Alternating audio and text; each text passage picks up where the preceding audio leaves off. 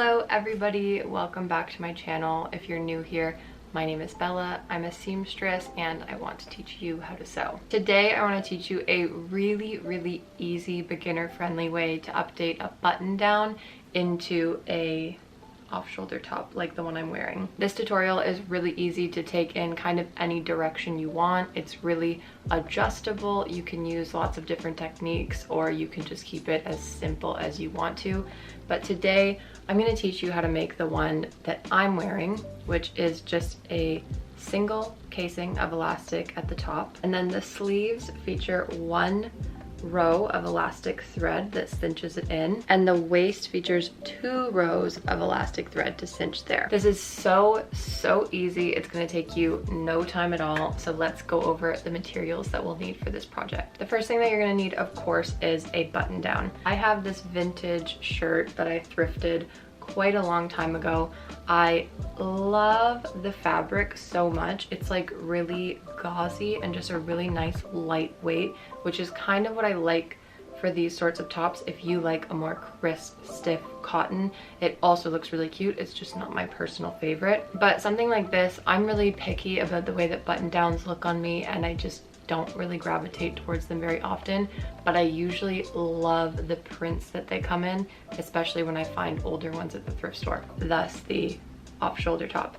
It's a perfect way to kind of update this to make it more your style if you like things a little bit more feminine and less structured. Now that you have your shirt, you are also going to need a pair of scissors. You're also going to need a piece of elastic that reaches the circumference of your upper body, including your arms. This is completely up to personal preference how you want this to look once you put the elastic in. So you can see this one fits a little bit looser around where the elastic is in the channel. That's because I used a 1/4 inch elastic and used about a 1/2 inch channel. So that gives you a little bit more of a blousey kind of look to your casing. But since we're gonna go with about a 1/2 inch casing for this, you can also use a 1/2 inch elastic if you want it to be a little bit stiffer here. So keep that in mind. We're gonna be doing 2 channels here so that the top one creates this nice ruffled look. So if you're used to working with elastic and you kind of know what you like to use and what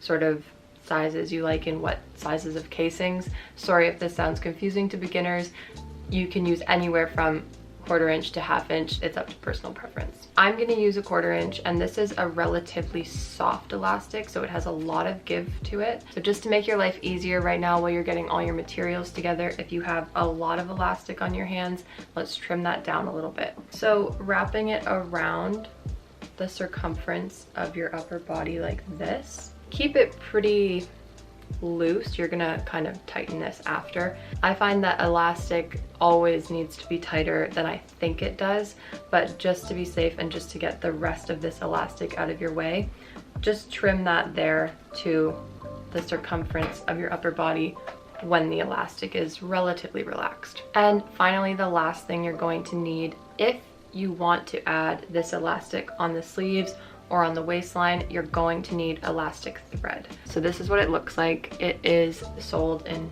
any fabric store really. Make sure that you go for this white thread. There's also a knitting elastic, and that's clear.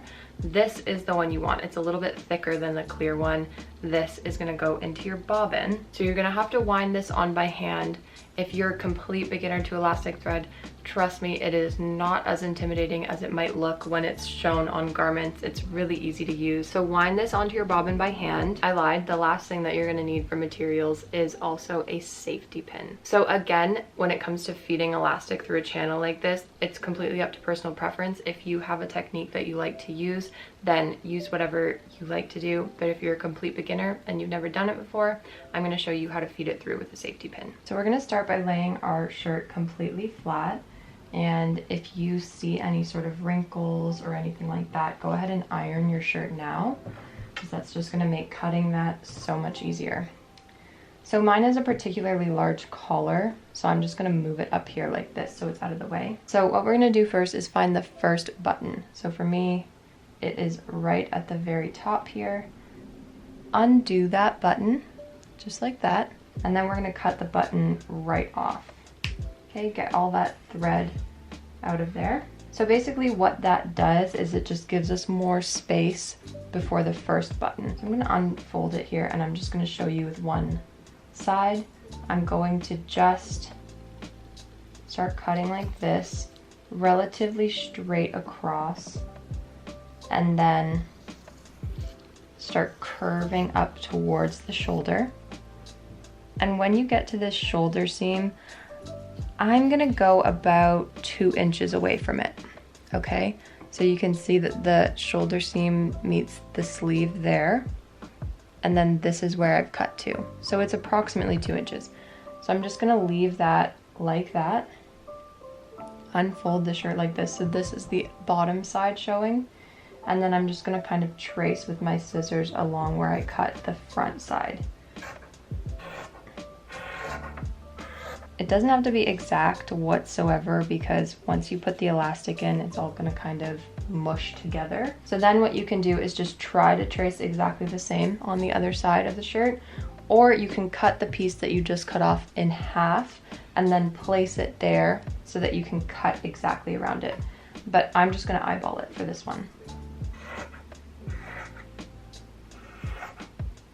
You want to keep these 2 pieces at the top together at all times. So at this point, you can also make the decision of how cropped you want your shirt to be, if you want it to be cropped at all. The nice thing about this sort of thrift flip is that if you don't want it to be cropped and you just like a longer shirt, then the hem is already done for you. You can just leave it the way it is. So make sure all of your buttons are done up again so that the shirt can lay perfectly flat and straight. I think I want this one to be a little bit longer than the one I'm wearing, so I'm only going to go up 2 buttons. So this is around the point that I want to hem. So something to keep in mind when you make this cut is to at least leave under a button at least 1 inch to 1.5 inches, because what you don't want to do is cut this, trim it say to 1/2 inch, centimeter away from a button, and then you realize you can't hem it.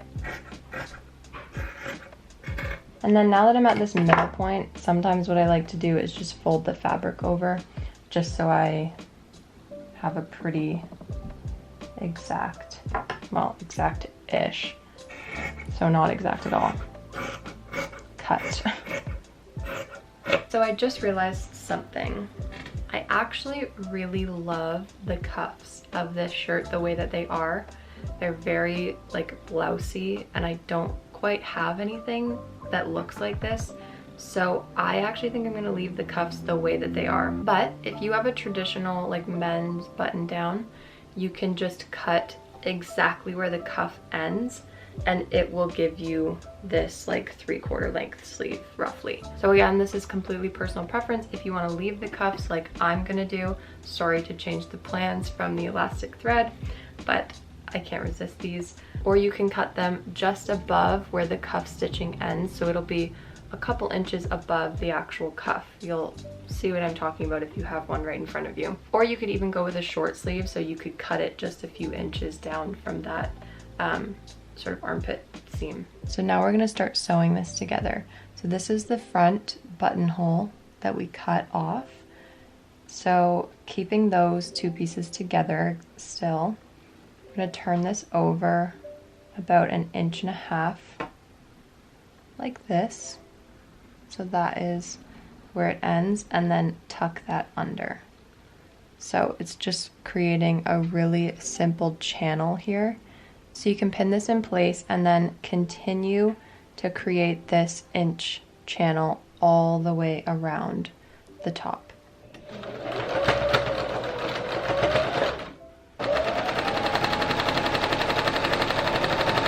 So once you've gotten to the end of this seam here, you're gonna wanna stop about 2 inches before where you started the other one. So there should be a hole like this that you can then stick the elastic through that channel. Now, in order to create this ruffle effect above the elastic, what we're gonna need to do is add another stitch line to the one we just did. So create a line of stitching in between the top and the line that we just sewed. So it should be just about in the middle. And for this stitching, you're going all the way around. You don't have to leave a gap at the end. So now we're gonna get out our safety pin and our elastic. What we're gonna do is open up the safety pin like this, slide it in onto the elastic just like that, and then close it up.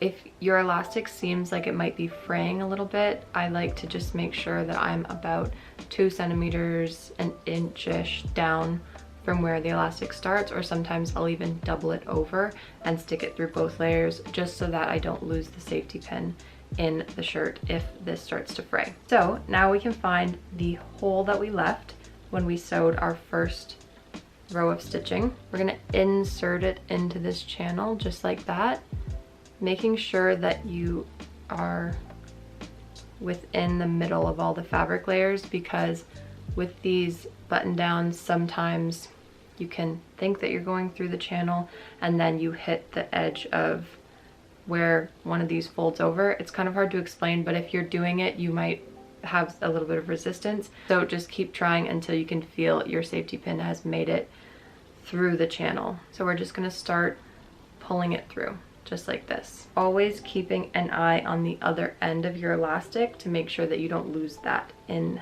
the channel also. Now I have both of my ends out. This part takes a little bit of intuition. So just start pulling your fabric like this and just keeping these ends in your hand. Just start evenly distributing the fabric amongst the elastic. So you want to kind of even it out throughout so that every part of this channel has a little bit of ruffle. And then you can just kind of hold it up to your shoulders to see. This doesn't have to be a super exact fit because it's just done with elastic. And then I'm gonna take my safety pin off, and since I did give myself a little bit of extra elastic, I'm just gonna say, yeah, that looks pretty good. I'm gonna trim my elastic off here. And then this is really thin elastic, so I don't mind doing this. I'm actually just gonna tie these in a few knots. You're not gonna feel the knot because it's not a very tight fit and the elastic is really thin. And then trim these a little bit, and then just further like even out all of that ruffle, just so that you can be sure that you like the way that it's looking. Sometimes the front doesn't ruffle as nicely, so you might need to sort of work it with your hands like that. I'm gonna hem mine now. I think I like where it falls, so I'm just gonna double over the fabric. You can do as thin or thick of a hem as you want, but I'm just gonna do like a 1/4 inch hem. So the very last step we have is to add the elastic thread. Now what I've done, because I don't have any sort of like geometric pattern on this that I can follow, is I've marked where I want my stitching to go with pins. So I just measured down from the top once, and I kind of based it off of this top, but you can sort of just do wherever your waistline falls, or if you want it to cut right under the bust, you can do that as well. So I measured that, and then I just measured up from the bottom the entire time and put those pins in place.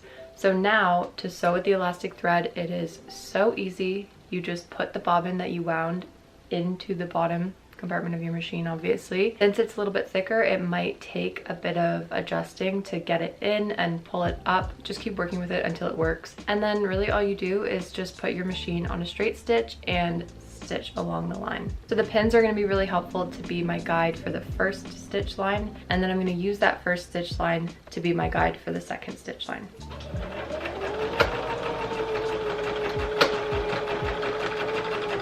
So there you have it. This is our finished product. I absolutely love these tops. I especially love how easy and beginner friendly this tutorial is. So please let me know what you thought if you tried it out. Leave me a comment down below, give the video a thumbs up, and if you give this a try, definitely tag me or send it to me on Instagram or TikTok. Those will be linked down below. And if you want to further support my channel, you can buy me a coffee. The link will be down in the description below. or you can just subscribe if you want to see more videos like this in the future. See you next time.